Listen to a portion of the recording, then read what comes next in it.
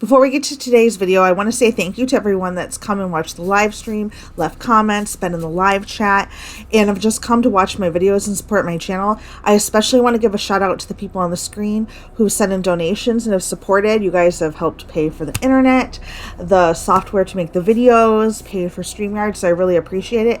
Thank you so much to everyone listening, and I apologize if I forgot anyone. And now to today's video.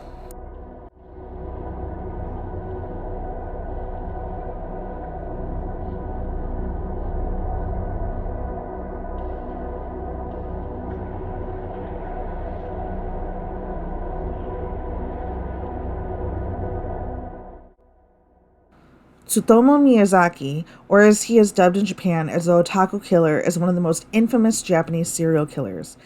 He is one of the most monstrous men I have looked at thus far. Not only was he a serial killer, but a cannibal, child rapist, and a necrophiliac. Tsutomu was born in Tokyo, Japan, and Itsukaichi, Tokyo, or as it is known today as Akiruno, on August 21st, 1962. He was born prematurely and with a rare birth defect called Marfan syndrome. People with Marfan syndrome tend to have long arms and fingers. It also affects the joints and connective tissue. Tsutomu's case was so severe that his hand joints were fused together, which prevented him from being able to bend his wrists completely or upward. Tsutomu came from a very well-off, highly regarded family. The Miyazakis had much political influence in their area. His father, Katsumi Miyazaki, owned a major local newspaper, the Akikawa Shimbun. His grandfather, Shokichi, was also very highly regarded and once served on the city council. His father was a workaholic and was not around much. His mother, Reiko, also worked a lot and made up for her absence by showering Tsutomu with gifts and whatever he desired. Tsutomu was one of the eldest siblings. From what I could find, he had two younger sisters and one closer to his age. His two younger sisters found him absolutely repulsive and were not very nice to him. The eldest sister and him got along. When Tsutomu eventually moved back home when he was older, his older sister and him actually shared a two-room annex next to their father's business. Out of everyone in his family, though, he was very, very close to his grandfather, and his grandfather was very fond of him as well. Growing up, Tsutomu was known as a very quiet, clever, and smart young boy. When he entered Itsukaichi Elementary School, though, he was mostly ostracized by his peers and pretty much invisible due to his deformity. He was very often teased, and when he wasn't being bullied, was basically left to his own devices. He was very driven in his studies, being one of the top pupils in his class. In junior high school, he was one of the first students to pass the entrance exam to Meidai Nakano High School. When in high school, he planned to eventually join Meiji University and become a teacher. Towards the end of his high school career, due to various factors, such as a less than stellar family life and being teased by his peers, he started to become quite isolated and stuck in his own little world. He was what would be dubbed in Japanese culture as an otaku, a Japanese term for people with obsessive interests in manga, anime, and popular culture. By the end of his final year, he ended up 40th in his class of 56. His grades were too poor, and he was not able to enter Meiji University. He ended up blaming his handicap and started to grow resentful towards others, and his mind began to change for the worst. Tsutomu ended up settling and attending a junior college to study to become a photo technician, where he eventually graduated in the spring of 1983. He ended up working at a printing plant owned by a family acquaintance and saved a considerable amount of money. He ended up moving back home and living with his sister in a two-room annex to the main house by their father's printing business. During these times, Miyazaki was often suicidal and continued to isolate himself. He felt that his family had little interest in hearing about his problems and only cared about financial gain and materialism. The nail in the coffin that is said to have pushed Tsutomu towards a serial killer future was the death of his grandfather in May of 1988. This was the only adult relationship that was healthy, stable, and loving. This seemed to be the only connection with sanity and bond with society that he had left. A witness for his defense during his trial said that Miyazaki claimed that he even ate some of his grandfather's cremated bones in an attempt to reincarnate his grandfather as well as stay close to him.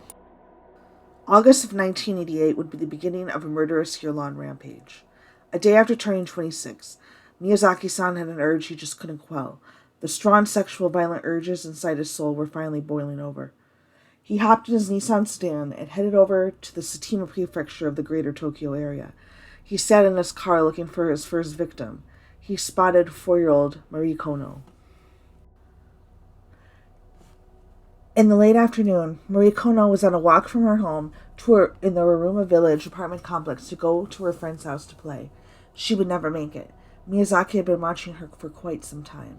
Author Charles T. Whipple sets the tone for this frightening scene, writing, "As Mari made her way through the complex earlier that afternoon, a Nissan stand had pulled up nearby, and a man climbed out of the driver's seat. 'Wouldn't you like to go somewhere where it's cool?' he asked. Mari nodded, and taking his hand, skipped towards the car. While Mari played happily with the buttons on the radio, the car purred down National Highway number 16 toward Hachioji in western Tokyo. Just before reaching Musashino Bridge, it swung right onto a leading road towards Itsukaichi. An hour and a half after it had left Iruma village, the car came to a halt on a narrow dirt road in the woods near the Shintama power station, which loomed like a mammoth gravestone above the trees. The man and Mari got out of the car and walked down a mountain path fringed by hinoki and sugi trees to where the hiking trail towards Komine Pass begins. The cicadas were in fall cry, and the mountain doves cooed in the stifling heat. After 20 or 30 minutes, the two sat down at a spot some 20 meters off the path. Mari was tired. She might also have been frightened because she began to sniffle. The man panicked. What if she started to bawl? The hiking course was a popular one, and someone might hear, but he had no intention of returning her to her parents. While Mari's face froze in surprise, the man put his hands on her throat, thumbs on the larynx, and squeezed the life from her tiny body. When she finally went limp, he reverently undressed and fondled her. Then he laid her out as if in repose, bundled up her shorts, panties, shirt, shoes, and walked, unnoticed, out of the forest and back to his car. This would begin the strain of what the police and press would dub as the Little Girl Murders. After Mari failed to return home later in the evening, her parents frantically made a phone call to the police station to report their daughter missing. Unfortunately, she had already passed by this time, and over 50,000 missing posters with her pictures were posted around her home as well as surrounding areas. Those efforts would turn up nothing, but there was a few witness testimonies stating they had seen her that day with a strange man. The search for her only lasted about 4 weeks and started to lose wind around September. Unfortunately, Mari didn't even find peace after death. Her corpse lay decomposing in the forest for quite some time, but Miyazaki returned at a later date to remove her hands and feet. He ended up keeping them in his closet. He ended up charring her bone fragments in his furnace, ground them into a fine powder, and then sent them to her grieving family in a box along with some of her teeth, photos of her clothes, and an eerie postcard that read, "Mari, cremated, bones, investigate, prove." Only 6 weeks after killing Mari, Miyazaki's urges to kill again won him over. On October 3rd, 1988, he once again went driving around Saitama Prefecture through Hano searching for a new victim. His eyes became locked on a 7-year-old first grader, Masami Yoshizawa, who was walking along the roadside. He convinced Masami to get into the car with him and soon after took off with her near the countryside where he took Mari. He strangled her to death, stripped her, and sexually abused the corpse. He left soon after, taking her clothes with him. Her remains were less than a meter away from where Mari's laid. Masami was reported missing later that evening. Soon after, hundreds and hundreds of posters were put around the neighborhood and surrounding areas. 2,300 days spent interviewing the local residents, but her case brought up no new clues or potential leads. Police began to become suspicious, though, as Masami's disappearance was only about 13 kilometers away from Mari's was. The parents were grieving, and to add insult to injury, Miyazaki would make frequent calls to the house to torment them, not saying a word and just hanging up. Parents of the area became panicked and frightened. Japan is a country where children as young as 4 venture out in large metropolitan areas to go to school on their own. They have a great amount of independence in comparison to Western children of any age. Soon, no child was left unattended. His third murder, Miyazaki would start to get sloppy and in due time be discovered. Before 1988 was over, on December 12th, he would go in search of his third victim. This time, he would drive to Kawagoe, a city northwest of Tokyo. While scouting the area, Miyazaki's eyes locked on a 4-year-old, Erika Namba, who at the time was walking home from a friend's house. She wasn't as easily coaxed into getting into his car and was crying by the time they reached his vehicle. He drove Erika to a parking lot at the Youth Nature House in Aguri. He ordered her to start undressing in the back seat. She cried and was scared to death. He began to take photographs of her for some time. She continued to sob uncontrollably, and during the photo session, a car drove by, sweeping its headlights on Miyazaki's vehicle. He knew he had to act swiftly out of fear of being caught. He jumped on Erika and put all of his weight on her, straddling her in means of getting her to stop kicking. He strangled her, and by 7 p.m. she was dead. Miyazaki got out of the car and, instead of taking the clothes as a type of token as he once did before, threw them in the woods behind the parking lot. He wrapped Erica's small body in a sheet and threw her in the trunk. He jumped back in the car and flew off. While driving away, one of his front tires slipped into the gutter of the road. He began to panic after realizing his car had become stuck. Turning on his hazards, he quickly got out of the vehicle to retrieve Erica's sheet-wrapped body from the trunk. In the darkness of the night, he carried her body into the woods to find a spot to leave her. While walking back to the car with an empty sheet, he was shocked to see two men standing by his car when he returned, his hazards still flashing in the cold, dark night. He opened the trunk and put the sheet in and explained his predicament. The men kindly helped him get his car out, and Miyazaki sped off into the night. By the next day, police had stumbled across Erica's body, covered by the brush of the forest floor, her hands and feet still bound with a nylon cord. Her resting place was only about an hour and 45 minutes from her home. The police of Kawagoe started connecting Erica's disappearance with other two girls, all from Saitama Prefecture, their homes within 30 kilometers of each other. Police started a search of the forest where her body was recovered, but found no clues. The men who helped Miyazaki the night before came forward giving descriptions of the man in the city where his license plate was from. This seemed like a promising lead, but unfortunately the men got the model of the car wrong, and it was another dead end. It was clear, though, there was a child serial killer on the loose. Miyazaki found it wise to lay low for a while, but he still wanted to terrorize the public and grieving families. This was the time that Marie Kono's family received the box that I discussed earlier in the video, so long after their daughter's disappearance. After handing over the box and bones to the police examiners, it was determined that they were not Mari's. It was found out soon, though, that they in fact did belong to Mari, and it was a mistake by the doctors. Miyazaki was obsessively following every bit of news on his horrendous acts, as it brought him great pleasure. He only heard the first news report that the bones found at the Kono's home was not that of his victims. Angrily, he wrote a 3-page note to the family that was delivered to their house on February 11th, as well as a copy that he sent to the newspaper Asahi Shimbun. It was a letter entitled Crime Confession. The letter read, "I put the cardboard box with Mari's remains in it in front of her home." It began, "I did everything from the start of the Mari incident to the finish. I saw the police press conference where they said the remains were not Mari's. On camera, her mother said the report gave her new hope that Mari might still be alive. I knew then that I had to write this confession so Mari's mother would not continue to hope in vain. I say again, the remains are Mari's." Mari was finally laid to rest on March 11, 1989. At the funeral, her father said, "When she gets to heaven, she won't be able to walk or eat.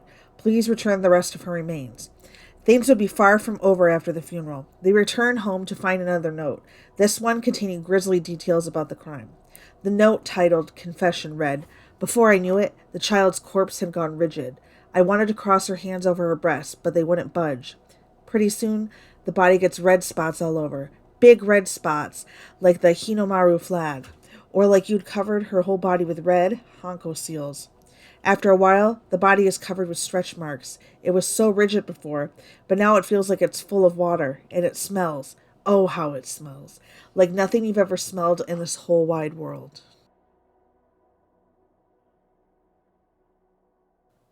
Police started to put together some pieces of evidence from the letters and boxes that Miyazaki had been sending to the Konos. It was all a game for him. Professor Akira Ishii stating that none of it had any social meaning for him. It was just like playing a video game, you know? Plus 1 point for causing a sensation. He wasn't trying to gain society's recognition. He had a society in his mind, of which he was the nucleus. By summer of 1989, Miyazaki was growing restless, and this would be the summer of his final victim. By this time, he was becoming engrossed with his art and his hobbies, skipping work and editing his precious videotapes. In June of 1989, he went out on the hunt. He was scouting outside Akashima Elementary School. He ended up getting one of the young girls to come over and coax her to take off her panties. He began to photograph her out in the open when neighbors spotted the incident. They chased him off. The girl got lucky, but this wasn't his final victim. A close call, though, indeed.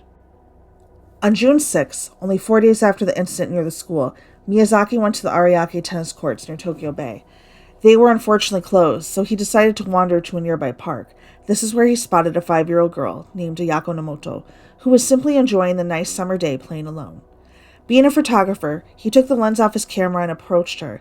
He asked if he could take some pictures. She happily obliged, but then things took a sinister turn.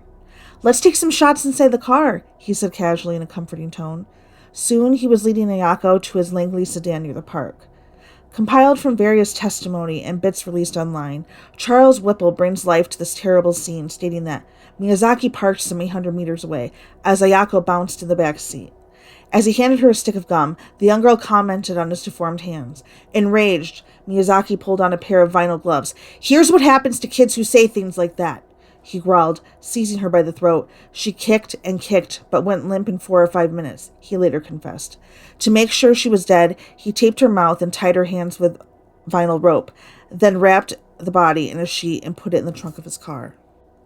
After what happened last time, he decided he couldn't leave the body out in the open.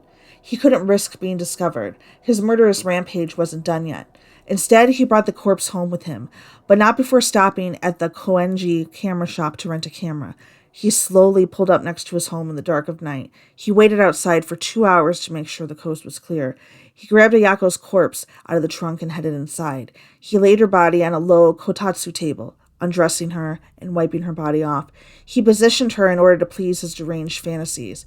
He took photographs, videos, all while pleasing himself. When he was finished, he bound her limbs with nylon cord and covered her with 3 sheets. 2 days had passed since the murder of Ayako, and the odor from her decomposing corpse was becoming absolutely unbearable. He started to think that maybe the police were not as close to discovering him as he once thought, and decided it would be best if he disposed of the body. Using a solid knife, he hacked the head off the corpse, along with the hands and feet. He hid the torso near a public toilet in the Miyazawa Cemetery in Hano at midnight later that evening.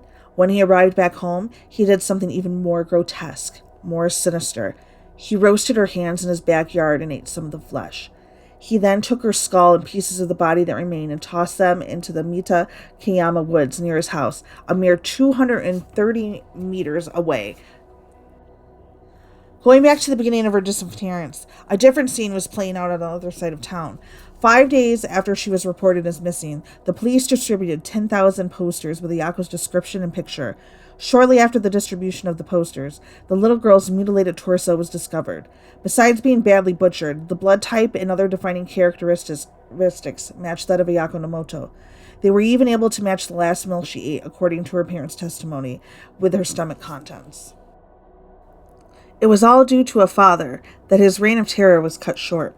It was Sunday, July 23rd, 1989. 2 young sisters were playing in Hachioji. Miyazaki spotted them and slowly drove his car beside them. He stopped.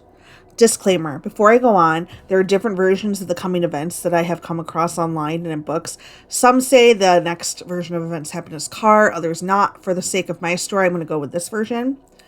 So, on with the story. Miyazaki got out and looked at the elder sister and said, "You stay here." She was about 9 years old. He got the younger sister to go with him towards a nearby river. At that time, though, the older sister was running home to grab her father. The father raced back to the banks of the river, catching Miyazaki in the act, taking picture between his daughter's legs. He knocked Miyazaki down, and he then took off running towards his car. The Hachioji police were waiting to apprehend him. He was then charged with forcing a minor to commit indecent acts. The incident and the arrest spread like wildfire on the news, and even before it was officially called, reports were going out left and right that the little girl murderer had been caught. 17 days after his arrest, Miyazaki confessed to murdering Ayako Nomoto. Her skull was found the next day in the hills of Okutama. Shortly after, he confessed to the murders of Erika Namba and Marie Kono. Clips were found of Marie Kono in Miyazaki's room, which housed 6,000 videotapes containing pornography, child pornography, anime, and violent films. By mid-September, he confessed to the murder of Masami Yoshizawa. Her remains were found in the forest near Komine Pass and Utsukaichi. The police also had discovered at that time the half-chewed bones of Marie Kono's hands and feet nearby. Miyazaki's father refused to pay for any legal counsel for his son. He was outraged, disgusted, among many other things, by his actions. He said that it would not be fair to the victims. It took time for the public defenders to find counsel for Miyazaki. When they settled on Junji Suzuki and Jeiji Iwakura, who were willing to take the case. Miyazaki's father ended up committing suicide in 1994 by jumping in the river, not able to come to terms with the things that his son had done. The remaining family moved away and demolished their home, going into hiding forever. Though his mother, Katsumi Miyazaki, in an interview to Tokyo Shimbun in 1989, said she fully regretted that I didn't pay more attention to the feelings of my son. Miyazaki's defense team claimed that he didn't understand between right and wrong, that he had some type of mental illness. He had many psychological evaluations done by teams instead of just one doctor. Miyazaki seemed to have no serious remorse for his crimes. They were pushing to give him life in prison, but with the possibility of him being found to have a mental illness, that might let him out in a mere 12 to 13 years. If he was found mentally competent, he would be given the death penalty by hanging.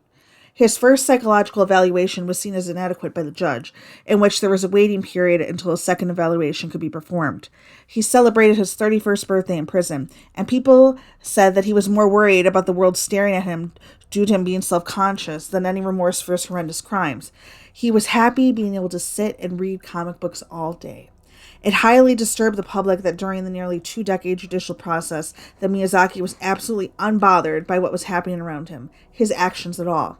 According to an article from Japan Today, on January 17, 2006, the top court ruled that an extreme character disorder would be found in Miyazaki, but that he was completely mentally competent at the time of the crime, denying he had any mental disorder that would make him unable to bear criminal responsibility. When the Supreme Court finalized his death sentence in February of 2006, he stated that, "This has to be wrong. I'll be proved innocent someday." In his 40s, on June 17, 2008, at the Tokyo detention house, Tsutomu Miyazaki was finally executed and died by hanging.